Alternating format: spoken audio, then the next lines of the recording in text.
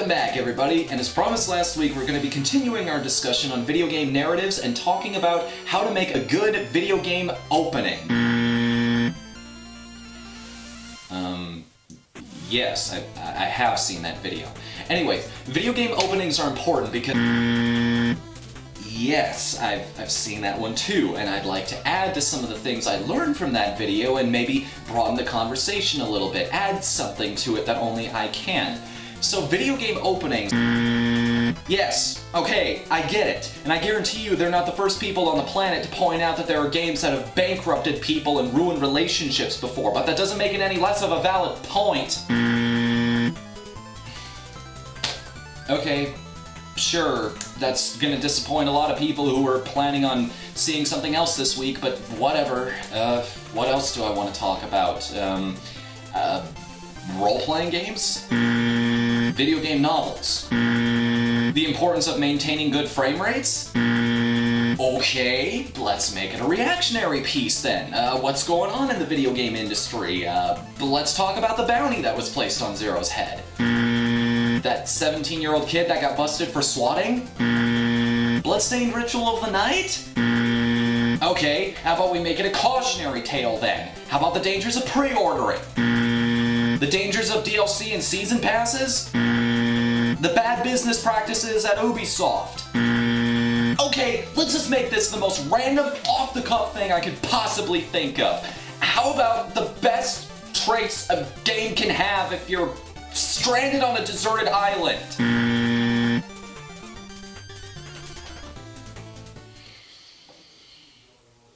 I need a vacation. There's a rule in the field of education. If you don't capture your students' attention within the first 5 minutes of the lesson, you're never going to capture it. So considering video game worlds do just about everything but follow the immediately understandable laws of reality, that sounds like a pretty applicable piece of advice to developers. I cannot stress enough the importance of making a good level 1. This is what sets the standard. This is where the player learns why they should care enough to complete the rest of the journey. And this is, ideally, where they learn everything they need to know about how to do that. A good level 1 doesn't make you read or watch cutscenes even 10% of the time it lets you learn by doing. A good level 1 doesn't hold your hand, but it also doesn't kick your ass just for giving the developers money either. And a good level 1 doesn't outstay its welcome. It's brief, it's brilliant, and then it's gone. And there are few places I've seen this philosophy be more smartly implemented than the one and only Shovel Knight.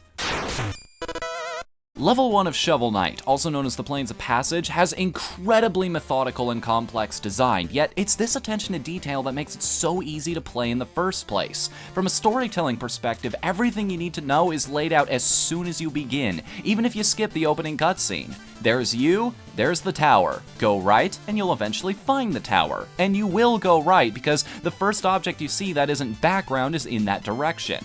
Notice how they start you in a nice open area too, with no hazards whatsoever. Plenty of room to screw around with the buttons and see which one makes Shovel Knight do what. When you're ready, you trudge forward towards the dirt mound here. Using your shovel on that makes a cascade of gems appear, but you won't remain uncontested for that treasure forever. Walking up to the spot triggers a beetle to start walking towards you. Even if you're distracted by the dirt pile, you'll know when the beetle shows up because it's red, which stands out like a beacon against the forest behind it. But luckily for you new players, it becomes quickly apparent that beetles aren't much of a threat. Their only method of attack is walking towards you, and slowly at that. It gives you plenty of time to interact with the dirt pile and assess the challenge ahead. In fact, even if you're a little slow on the draw, you might accidentally hit the beetle with your shovel, defeating him instantly. This all transpires in less than a minute, but already we've established several important rules of the game. Travel to the right, get gems, and your main weapon has many different uses. And even more of these uses are shown off in the next few screens. See how much these dirt blocks stand out from the rest of the environment? It's a clear indicator that they don't belong and can somehow be interacted with. Sure enough, you can clear them out with a quick tap of the Y button, and they even make sure you know this skill before you're allowed to progress. But let's go back to the beetles for a second. See these two down here? They're guarding that pile of dirt, which by now you know is filled with treasure. But this is also an enclosed space, meaning you can't jump over them like you might have done with the first one. Subconsciously, they're motivating you to figure out how to fight these things after they've already established how everything else in this scene is supposed to work in a safe environment. Even if you try to be sneaky about it and wait for the beetles to walk away from the treasure, the same rules of accidental discovery may just apply. Also, something else about beetles and dirt blocks. After fighting 2, you'd think the next challenge would involve 3. Instead, it's a fairly open area with a beetle below and a dirt block above. After battling a couple of them, you might have noticed that they drop about 5 gems max, but the dirt block above will always drop a 20. It's subtle, but this could be the developers encouraging you to find solutions around your problems instead of trying to go through them, which is what great platformers are all about.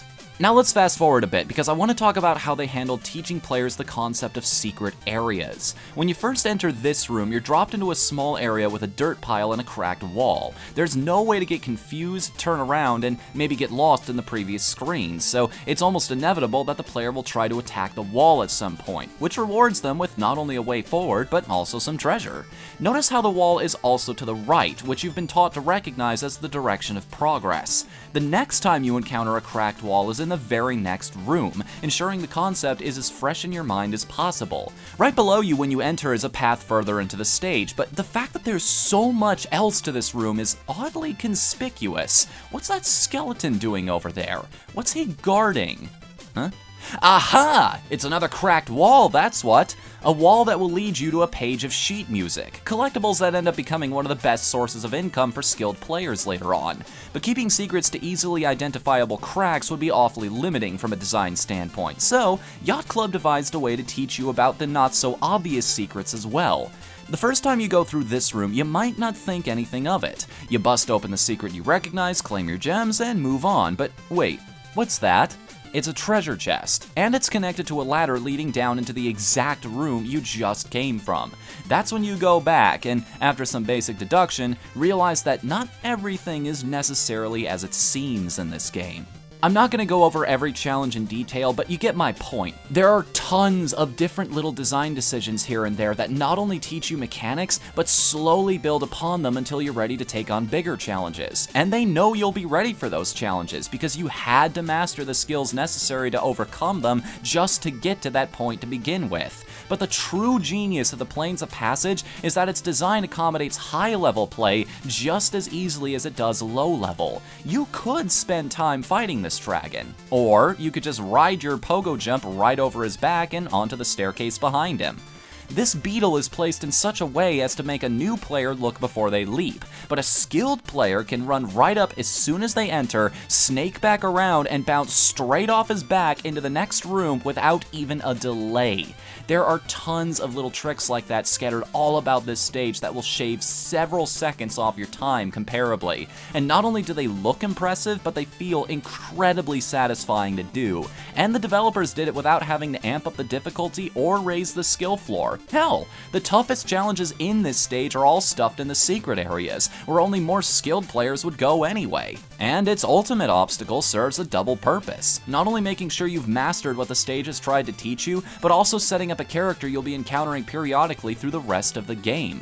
Which means I can safely say that this stage, from beginning to end, is a fantastic level 1. It has everything you need to make your first tenuous steps into this world as easy as possible, but is so well designed that even repeat playthroughs can have something new to discover.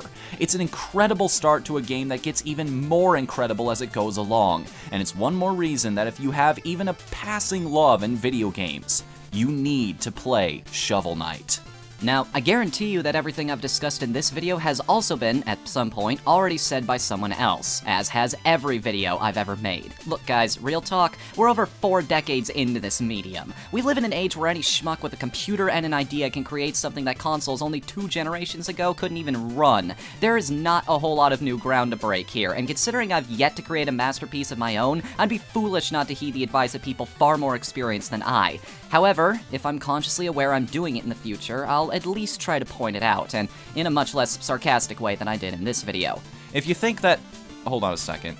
If you think that makes me any less worth watching, well, I apologize. And I offer a solution. Go downtown and look for a guy in a black hoodie. You'll usually find him in one of the alleyways. He's a bit on the pricey side, but he'll sell you these little multicolored pills with symbols on them. Take one of those before bed, and I guarantee you'll see things you've never seen before. Don't actually do that, though. Prison is not fun.